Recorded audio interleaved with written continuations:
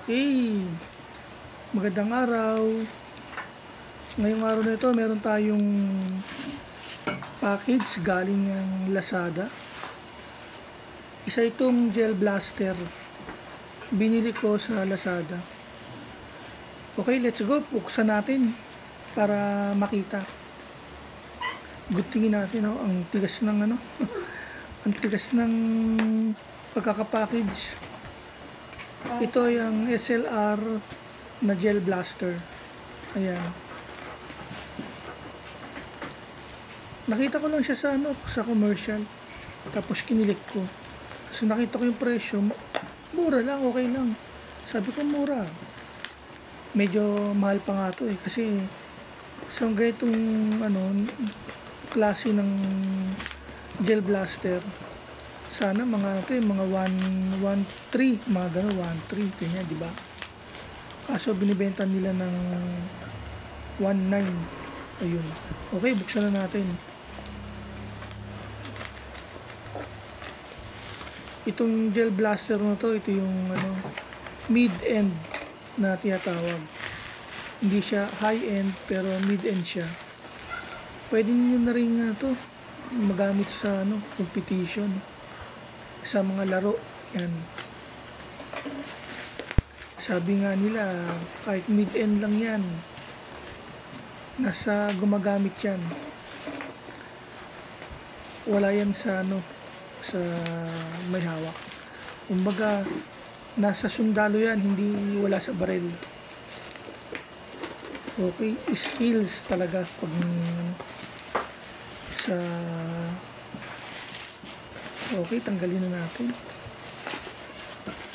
Marami nagtatanong, pwede bang ilaro ang yung mga pambatang na gel blaster sa mga competition? Pwede. Kaya lang, huwag naman yung sobrang yung pambata talaga, yung gel blaster, yung lalagyanan niya ng yung bala na sa taas. Yun talaga. Masyado namang kengko yun. Saka yung mga maliliit. Yung tama lang, pwede na yung medyo plastic pero okay siya kahit hanggang 10 meters. Dahil nasa skills naman yan eh. Ang technique dyan, yung suguran talaga. Kailangan doon ka na agad. Kasi maliit lang yung range ng ng baril mo pag ang gamit mo yung pambata na na for beginners. Talagang kailangan talaga mabilisan ng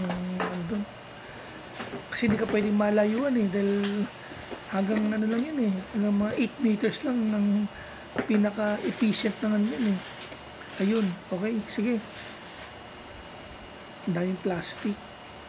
Ayun, meron siyang scope na pambata, merong manual.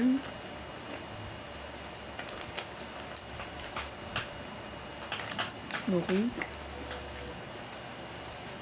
Tapos meron siyang charger. Meron siyang gel blaster ball, yan, bala. Meron siyang tawag dito yung sa dulo ng magazine. Yung magazine niya pwedeng gamitin sa mga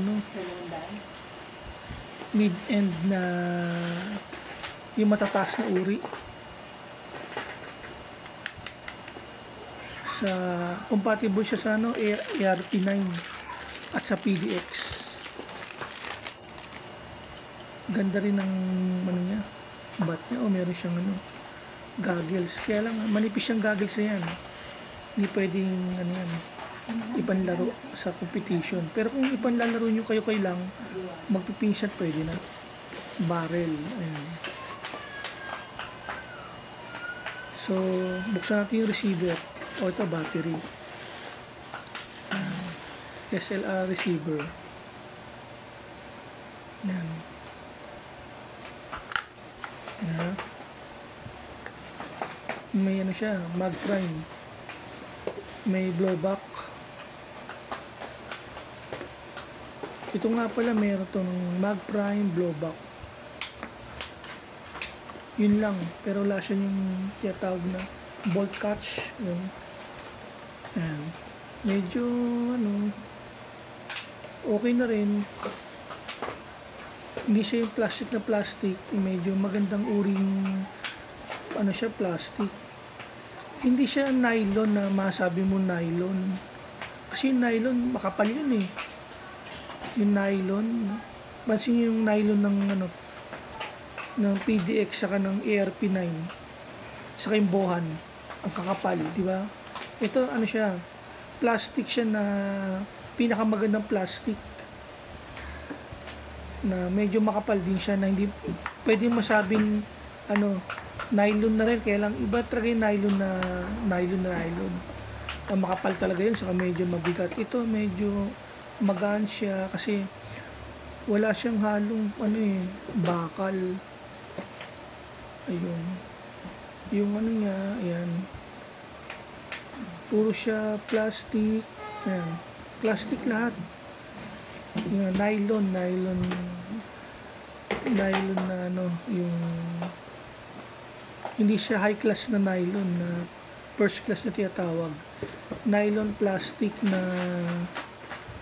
second grade siguro. Pero okay na rin, maganda rin, maganda. Hindi siya yung ano, yung tig 700 na ano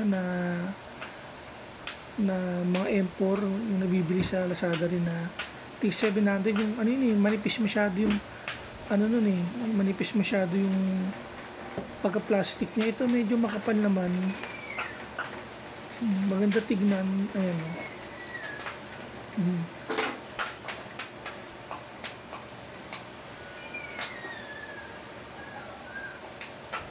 Ayan.